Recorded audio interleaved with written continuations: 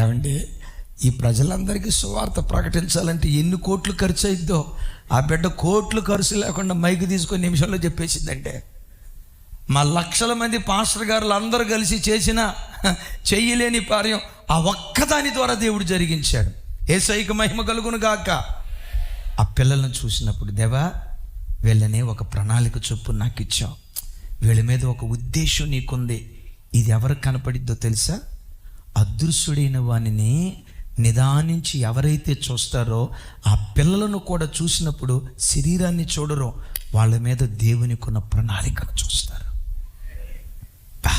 ఆమెను చెప్దాం గట్టిగా, పెద్దగా చెప్దాం ఆమెను గట్టిగా.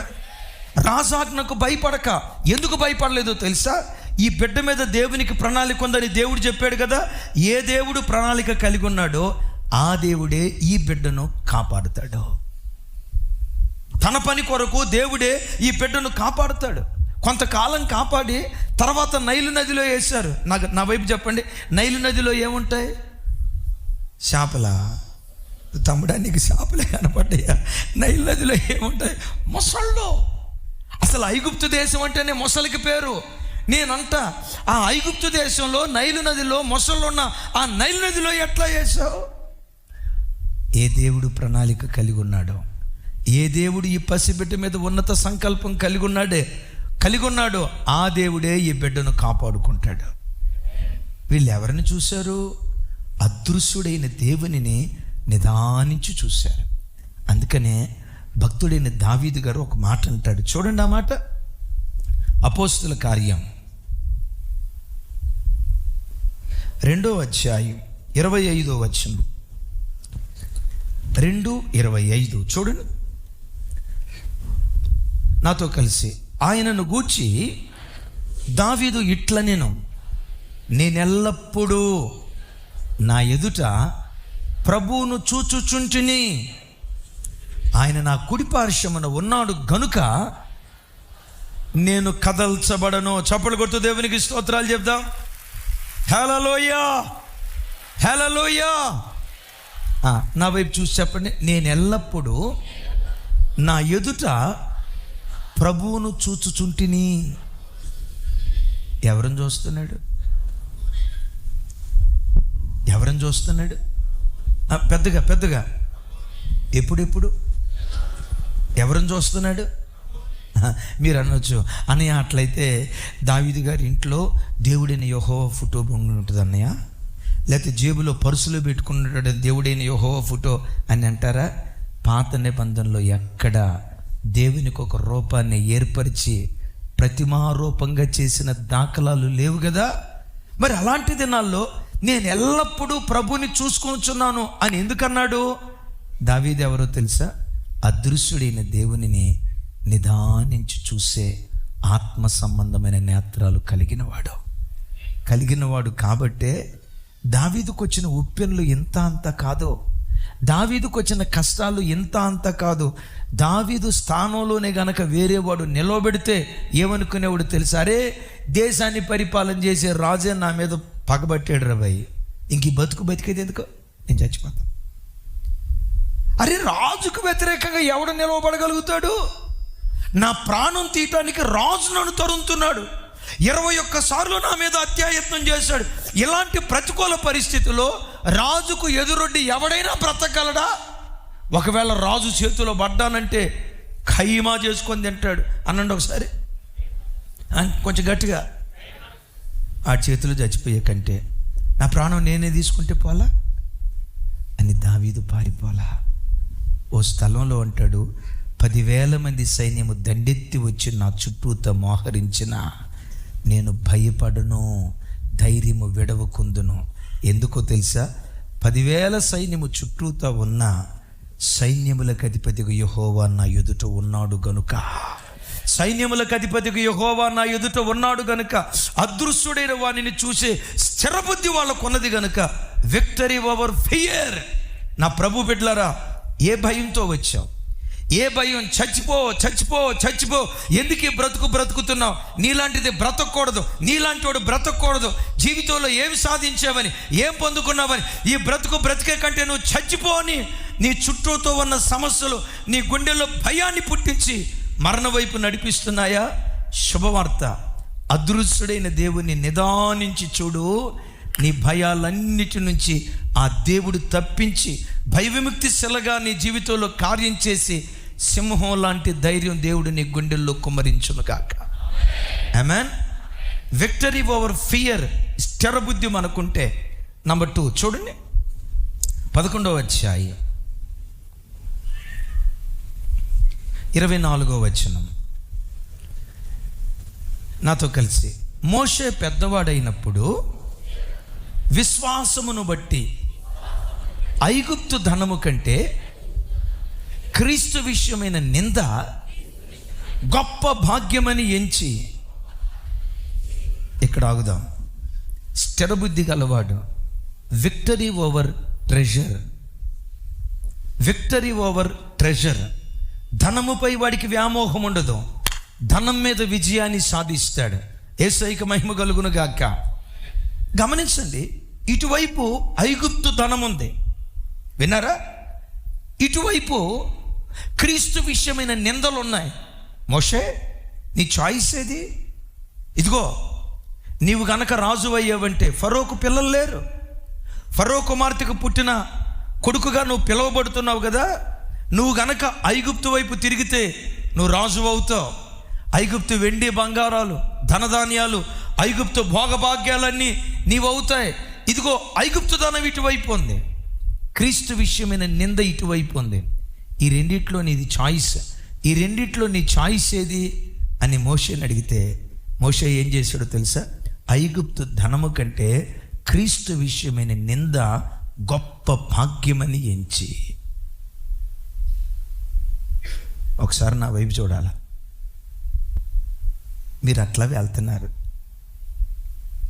ఒక అరకిలో బంగారు గొలుసు రోడ్డు మీద కనపడింది. ఒక్క మాట, అబద్ధం ఆడకుండా చెప్పాలా? మీరు ఇక్కడ అబద్ధం ఆడతా ఏదో మీ భక్తిని ఏదో చూపించుకోవాలని ప్రయత్నం చేశారంటే దేవుడు అంటున్నాడు, జాగ్రత్త. బైబిల్లో మీరు అబద్ధం ఆడితే, నేను అన్నాను కానీ అననీయ సఫీరా ఉన్నారు కదా, అబద్ధం ఆడటాన్ని బట్టి ఏమైపోయారు? ఒక మాట, చాలా ఇబ్బందుల్లో ఉన్నావు, అలా నడుచుకుంటా వెళ్తున్నావు, ఒక అరకిలో బంగారు గొలుసు దొరికింది. ఆ బంగారు గొలుసు పోలీస్ స్టేషన్లో అప్పగిస్తారా, ఇంటికి తీసుకెళ్తారా? అబ్బా, యథార్థం చెప్పారు తల్లి. సాల్ మోషేకి అరకిలో బంగారు గొలుసు కాదురా తల్లి, కిలోల కిలోల బంగారం, కోట్ల కోట్ల రూపాయలు అతని కళ్ళ ముందు ఉన్నాయి. మోషే, నువ్వు ఐగుప్తీయుడను, ఈ డబ్బంతా నీదే, ఈ బంగారం అంతా నీదే, ఈ ఆస్తిపాస్తులంతా నీవేనని అతని ప్రలోభ పెట్టాలని చూసిన స్థిర బుద్ధి గలవాడు విక్టరీ ఓవర్ ట్రెజర్. బిడ్లరా, ఈ కడవరి దినాల్లో మనిషికున్న దుర్బుద్ధిలో ఒక దుర్బుద్ధి ఏంటో తెలుసా? ఎంత సంపాదించినా తృప్తి లేని బ్రతుకు.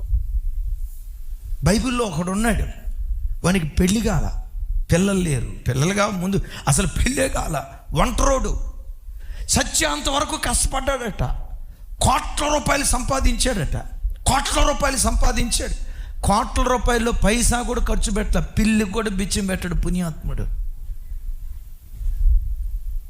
చచ్చిపోయి ఆఖరి రోజు వరకు డ్యూటీ చేస్తూనే ఉన్నాడంట. ఆ పని చేస్తా అక్కడే చచ్చిపోయాడంట. ఆ డబ్బును ఒక్కరోజు సుఖంగా అనుభవించిన దాఖలాలు వాడి బ్రతుకులో లేవు. నేను అప్పుడప్పుడు చెప్తా కదా,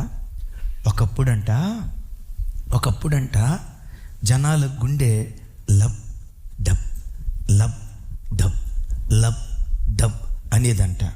ఈ కడవరి దినాల్లో మనిషి గుండె లబ్బు మర్చిపోయి డబ్బు డబ్బు డబ్బు డబ్బు డబ్బు డబ్బు డబ్బు డబ్బు అనండి, డబ్బు డబ్బు. పిల్లలు పెళ్లి చేసేటప్పుడు, అల్లుడిని తెచ్చుకునేటప్పుడు, ఎంత సాఫ్ట్వేర్ ఇంజనీరేనా? ఇప్పుడు అడగట్లేదు అంటలేదు, సాఫ్ట్వేర్ అడగట్లేదంట, గవర్నమెంట్ ఉద్యోగమేనా? ఎంత జీతం? 2 లకారాల 3 లకారాల? ఎన్ని ఫ్లాట్లు ఉన్నాయి హైదరాబాదులో? 3. అయ్యో, మననే 6 ఫ్లాట్ల సంబంధం వచ్చింది. ఏమది? ఆహా, సూపర్ రా చిన్న.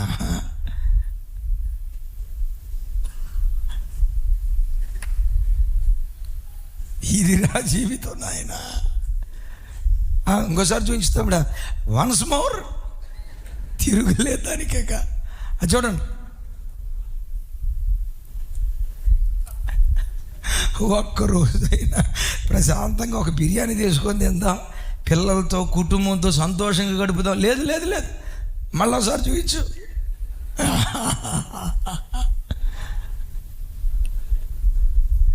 ఎంత మనిషి ఎంత అయిపోయాడో చూడండి అమ్మ. ఆడు దుర్వ్యాపారం చేస్తూ ఉంటాడట. పేరేమో పాలు, వాస్తవంగా అమ్మేదేమో నీళ్లు.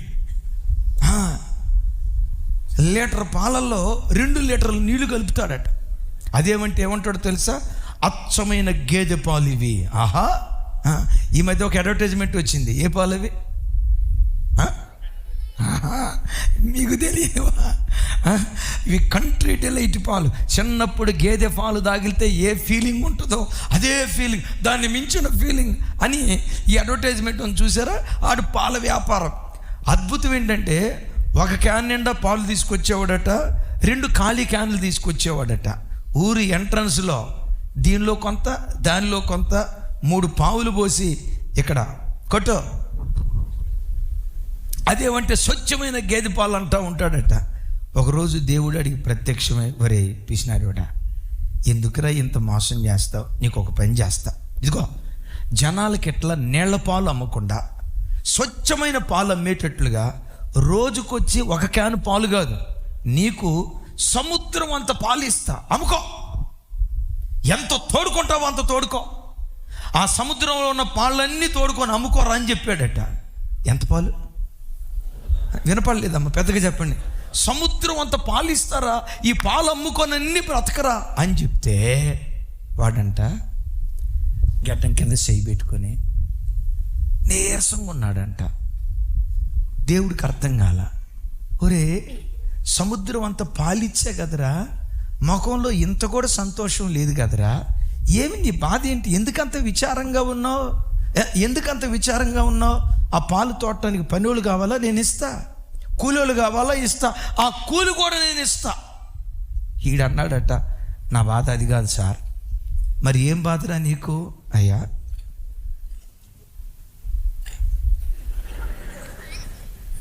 అరే నీ బాధ ఏంటో చెప్పరా? పాల సముద్రం ఇచ్చావు కానీ నీళ్ళ సముద్రం వేయలేదు కదయ్యా. క్రైస్తవ జనమా, డబ్బు కొరకు నువ్వు పరిగెత్తొద్దు. డబ్బు నీ వెంట పరిగెత్తేటట్లుగా దేవుడు కార్యం చేస్తాడు. డబ్బు కొరకు నువ్వు పరిగెత్తొద్దు. ధనధాన్యాల కొరకు నువ్వు పరిగెత్తొద్దు. ఆస్తిపాస్తుల కొరకు నువ్వు పరిగెత్తొద్దు. నిన్ను హెచ్చించే కాలం ఒకటి దేవుడు నిర్ణయించాడు. క్రీస్తు యేసు మహిమలో నీ ప్రతి అవసరత తప్పకుండా దేవుడు తీరుస్తాడు. యేసయ్యకి మహిమ కలుగును గాక. లేఖనం అంటుంది కదా, సింహపు పిల్లలైన లేమితో అల్లాడిపోతాయేమో కానీ యెహోవాను ఆశ్రయించు వారికి ఏ మేలు. అద్భుతం అద్భుతం. ఓ రోజు సిరియా దేశపు సైన్యాధ్యక్షుడు ఎలీషా ప్రవక్త దగ్గరకు వచ్చాడు. సైన్యాధ్యక్షుడు దైవ సేవకుడి దగ్గరకు వచ్చేప్పుడు ఫీలింగ్ ఏంటో చెప్పమంటారా? నేను గనక ఇప్పుడు ఎలీషా ప్రవక్త దగ్గరికి వెళ్తున్నానంటే ఈ వార్త తెలిసింది కదా, ఇప్పుడు నన్ను ఎదుర్కోవటానికి బొకేలు తీసుకొని, పూలదండలు తీసుకొని, గజమాల తీసుకొని, ఇటు ఒక 10 మంది సేవకులు, అటు 10 మంది సేవకులు, నేను వస్తూ ఉంటే అనండి రాజా బ్రదర్ చెప్పాలా, నేను అనండి, నేను వస్తూ ఉంటే పూలు జల్లుతూ ఉంటారు. ఈ దరిద్రం కొన్ని చోట్ల క్రైస్తవ్యంలో కూడా జొరబడి పాస్టర్ గారు ఇలా వస్తూ ఉంటే ఇటువైపు ఒక 10 మంది ఆడంగులు, ఇటువైపు ఒక 10 మంది ఆడంగులు గులాబీ పూలు జల్లుతూ ఉంటే ఈ అమ్మగారు, యేసు ప్రభు తర్వాత నేనే, మరియమ్మ తల్లి కూడా నా తర్వాతే అన్నట్లుగా నడుచుకుంటా వెళ్తుంటే పూలు జల్లించుకునే దానికి బుద్ధి లేదు. ఈ జనానికైనా బుద్ధి ఉండాలిగా. అరే, మనిషిని ఆరాధించడం ఏంటి సార్? మనిషిని పూజించడం ఏంటి? ఆ మనిషి వెళ్తాం. మనిషి ఎవడు?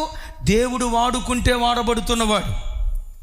ఎప్పుడు దైవ సేవకుని గుండెల్లో మాకు కాదు యెహోవా, మాకు కాదు, సమస్త ఘనత మహిమ ప్రభావాలు మీకు మాత్రమే కలుగునుగాక.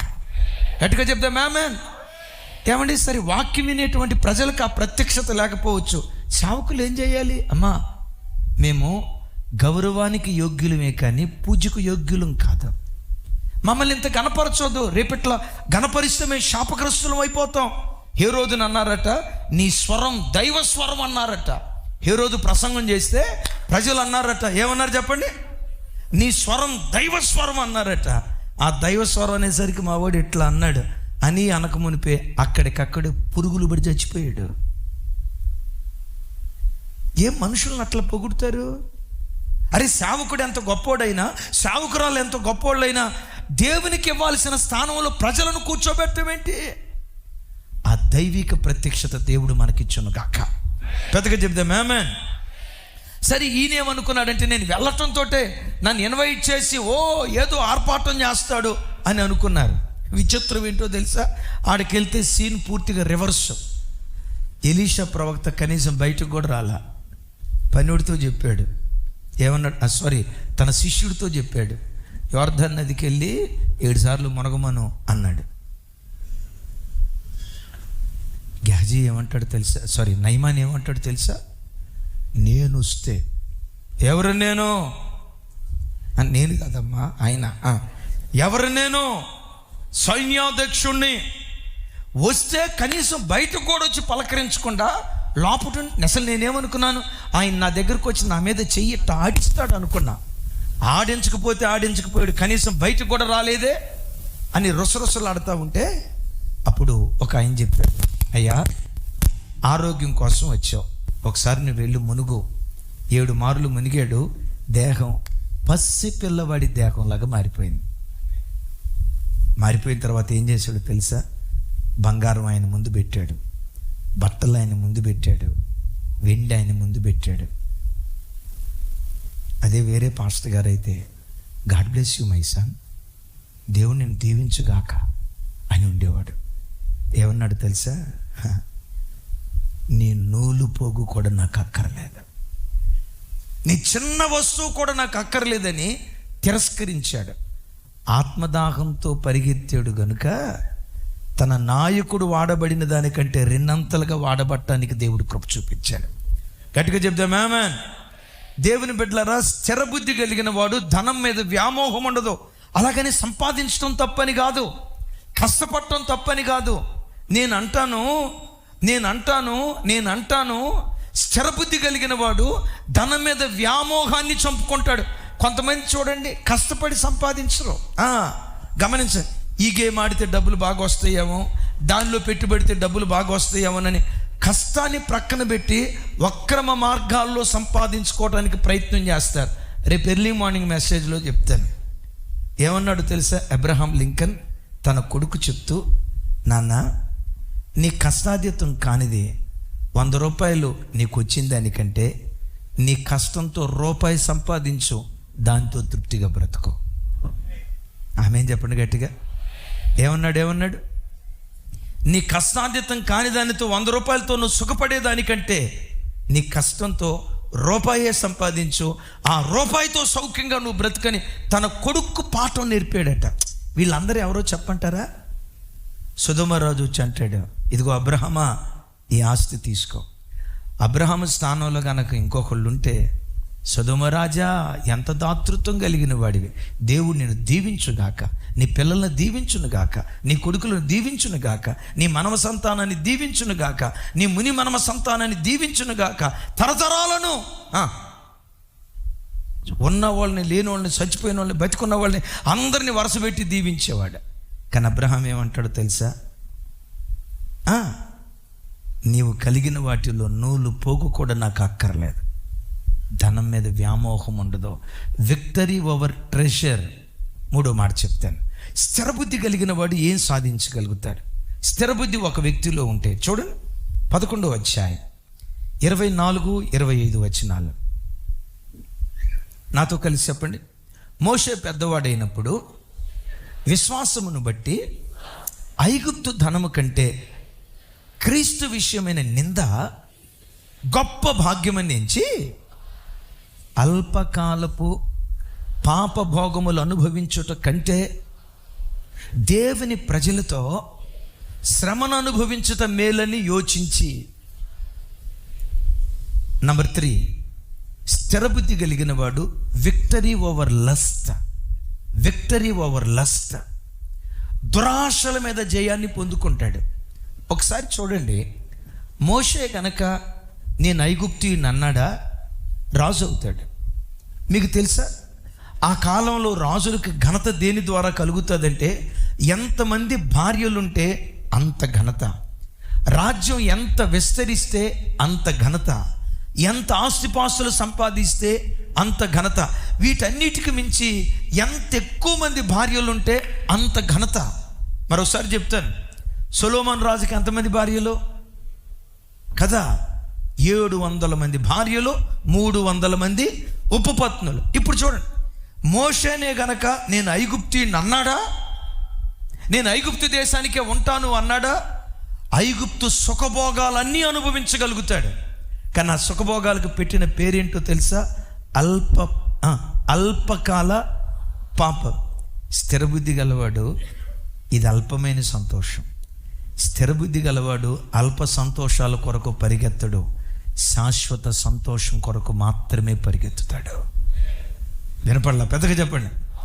శాశ్వత సంతోషం కొరకు మాత్రమే పరిగెత్తుతాడు. ఐగుప్తు దేశంలో రకరకాల పాపభోగాలు మీకు అర్థం అవటానికి చెప్తాను. ఈరోజు ఒక భార్యతో ఇట్లా విచ్చలవిడిగా బ్రతికే అవకాశం ఉంది, వావి వరుసలు తప్పి బ్రతికే అవకాశం ఉంది, తన యవ్వన కోరికలన్నీ తీర్చుకునే అవకాశం ఉంది. కానీ మోషే ఏం కోరుకున్నాడో తెలుసా? ఈ అల్పకాలపు సుఖభోగాలు అనుభవించే కంటే దేవుని ప్రజలతో శ్రమను అనుభవించటం మేలని అల్పకాలపు సుఖభోగాలను త్యజించి దేవుని కొరకు పరిగెత్తడం ప్రారంభించాడు. బిడ్లారా, నా వైపు చూడండి. నీలో స్థిరబుద్ధి లేకపోతే, నీ మనసు చంచలమైన మనసు అయితే, నువ్వు ఫోన్ చూసేటప్పుడు ఓ చిన్న న్యూడ్ ఫోటో నీ కంటికి కనపడిందంటే శోధించబడిపోతావు.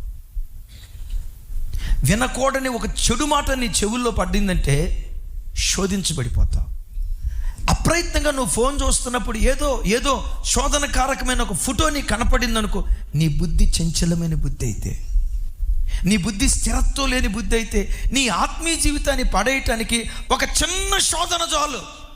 మీకు తెలుసా, సాధు సుందర్ సింగ్ గారు సిక్కు కులంలో నుంచి రక్షించబడి దేవుని కొరకు బ్రతుకుతున్న దినాల్లో సిక్కు కులానికి చెందిన చాలామంది సాధు సుందర్ సింగ్ గారిని ట్రాక్ తప్పించాలని, దేవుల్లో నుంచి దూరం చేయాలని, దేవుని సేవకు దూరం చేయాలని ఎన్నో రకాలుగా ప్రయత్నం చేశారు. ఆ చేసిన ప్రయత్నాల్లో ఒక ప్రయత్నం ఏంటో తెలుసా? సాధు సుందర్ సింగ్నాల్లో ఒక ప్రయత్నం ఏంటో తెలుసా? గారు దేవుని నమ్ముకోక మునుపు ఒక అమ్మాయిని వివాహం చేసుకుందాం అనుకున్నారట. ఒక అమ్మాయిని ప్రేమించాడట. ఆ అమ్మాయిని వివాహం దేవుడు దర్శించాడు, పూర్తిగా దేవుని వైపు వచ్చాడు.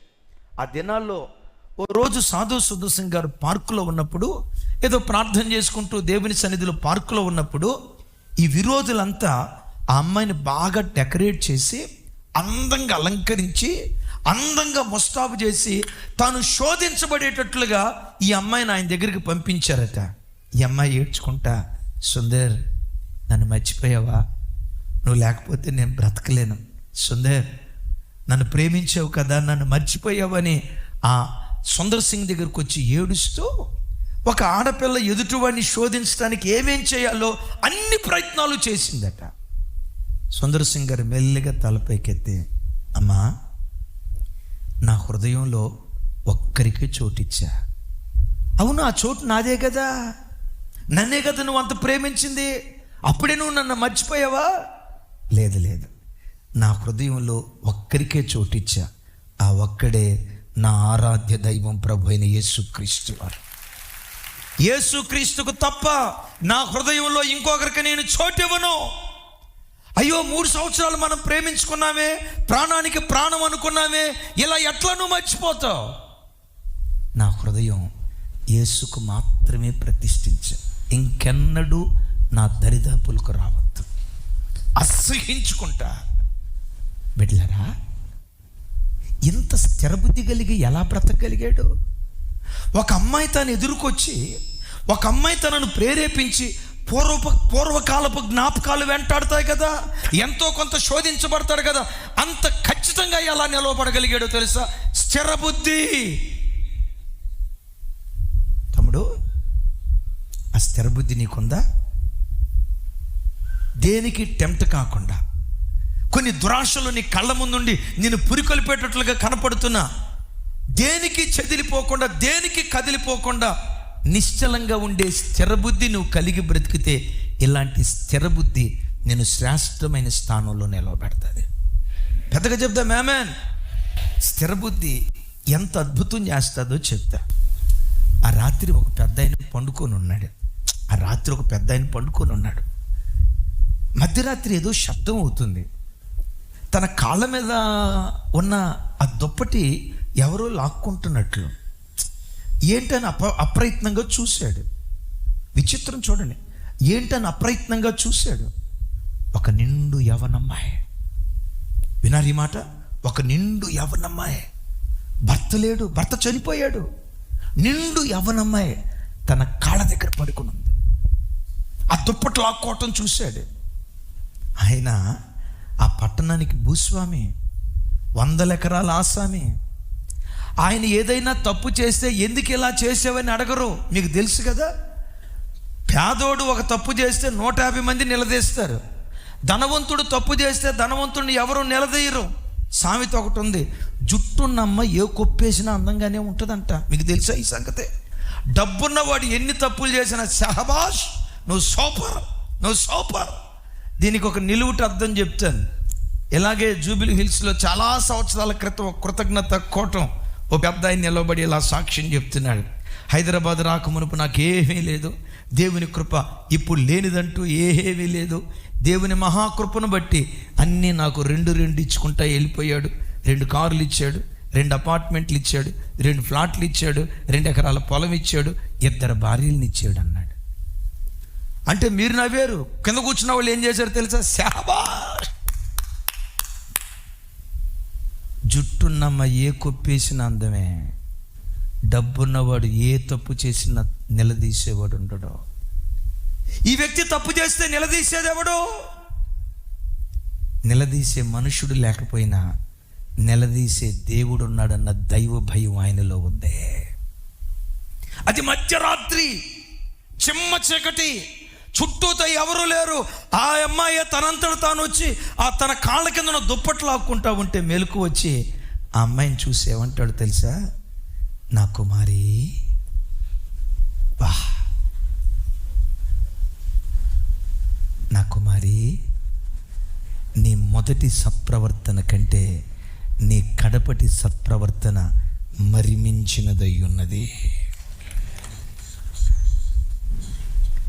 తమ్ముడు, నీకే అలాంటి శోధన వస్తే ప్రభు కొరకు నువ్వు నిలవబడగలవా?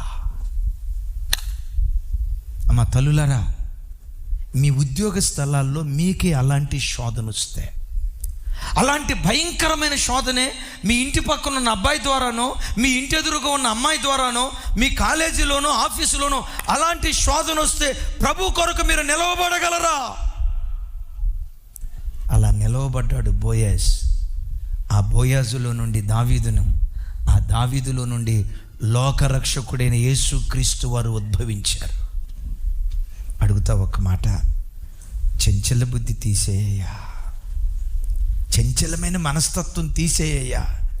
మోషేలాగా స్థిర బుద్ధి కలిగిన వాడిగా బ్రతుకున్నట్లు కృప చూపు.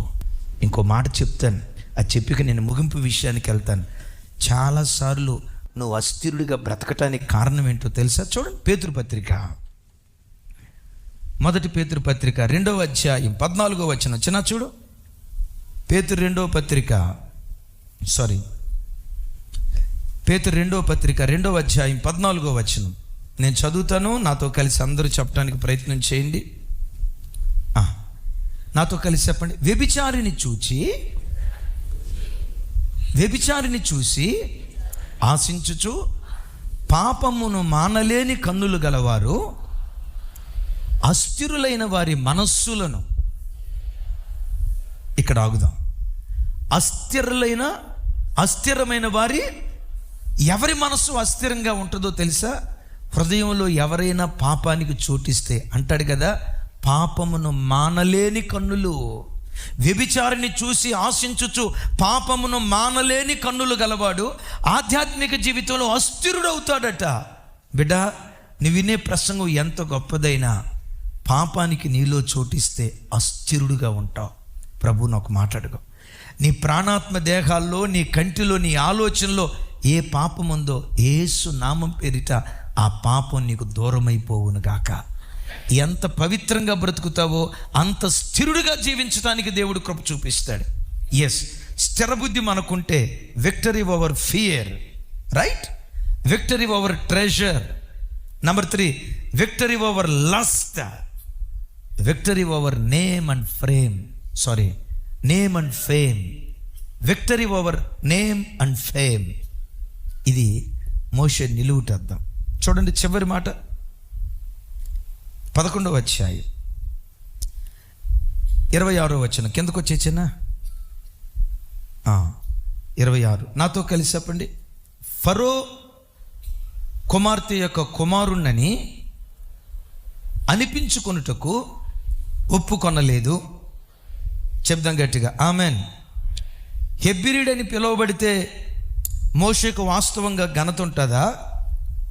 ఫరో కుమార్తె కుమారుని అనిపించుకుంటే మోషేకి ఎక్కువ ఘనత ఉంటుందా? ఈ రెండిట్లో మోషే ఘనత తీసుకొచ్చేది ఏది? చెప్పాలి. ఒకవేళ తను ఐగుప్తుడై ఉంటే అద్భుతం. ఫరో చక్రవర్తి తర్వాత తాను చక్రవర్తి అయ్యేవాడు. ఎంత నేమ్ వచ్చేది, ఎంత ఫేమ్ వచ్చేది.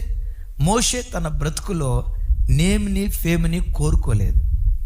ఈరోజు చాలా క్రైస్తవ సంఘాల్లో వాళ్ళు ఏదైనా మందిరాన్ని కానుకిస్తే మైకులో చదువుతారు. ఒక చర్చిలో గొడవైంది ఏంటో తెలుసా? వాడు 1 డజను కోడిగుడ్లు ఇచ్చాడట. కోడిగుడ్లు ఇచ్చిన సంగతి మైకులో చదవలేదంట. అరే, కోడిగుడ్డు ఎంత? కోడిగుడ్డు బతికెంత?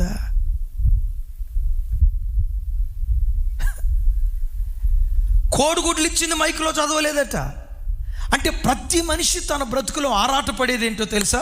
నాకు ఒక గుర్తింపు కావాలి, నన్ను 10 మంది గుర్తించాలి, ఒక విలువ కలిగిన వాడిగా ప్రజలు నన్ను ఎంచాలని ప్రతి వ్యక్తి నేమ్ ఫేమ్ కోరుకుంటాడు. కానీ స్థిరబుద్ధి కలిగిన వాడు, ఈ మనుషులు నన్ను పొగిడితే ఎంత, పొగడకపోతే ఎంత, ఈ మనుషులు నన్ను ఘనపరిస్తే ఎంత, ఘనపరచకపోతే ఎంత, ఈ మనుషులు నన్ను గుర్తించే ఎంత, గుర్తించకపోతే ఎంత, ఈ మనుషులు నాకు బహుమానం ఇవ్వకపోయినా నాకు బహుమానం ఇచ్చే దేవుడున్నాడని ప్రతిఫలముగా కలగబోవు బహుమానమందు దృష్టి ఉంచుతాడు. ఏ బుద్ధి కలిగిన వాడు? పెద్దగా చెప్పాలి. ఇక్కడ చూడండి, 28వ వచనంలో రాయబడిన మాట. తమ్ముడు 27వ వచనం చూయించు. హెబ్రీయులకు రాసిన పత్రిక 11వ అధ్యాయం 27వ వచనం. చిన్న చదువు.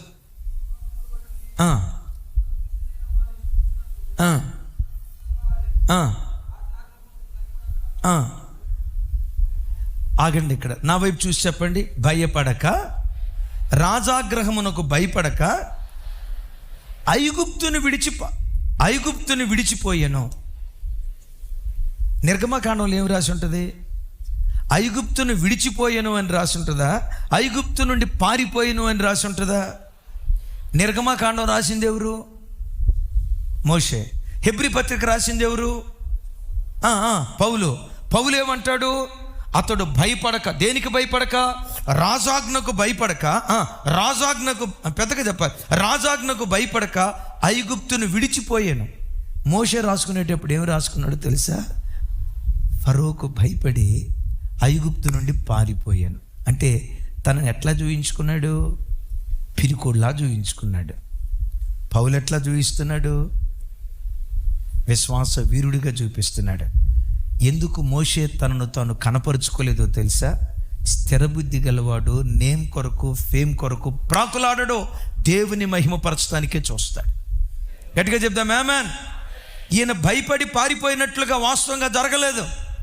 మోషే విశ్వాస వీరుడు. రాజాగ్రహానికి భయపడలేదు అని పౌలు గారు చెప్తే భయపడి పారిపోయాడు అని మోషే తనను గూర్చి తాను చెప్తాడు. అంటే స్థిరబుద్ధి గలవాడు తను బూస్ట్ చేసుకోడు, తను పొగడాలని కోరుకోడు, తను తాను పొగుడుకోడు. సమస్త ఘనతలు దేవునికే కలుగునుగా కానీ దేవుని ఘనత కొరకు ప్రాకులాడతాడు. చప్పలు కొడుతూ స్తోత్రాలు చెప్దాం.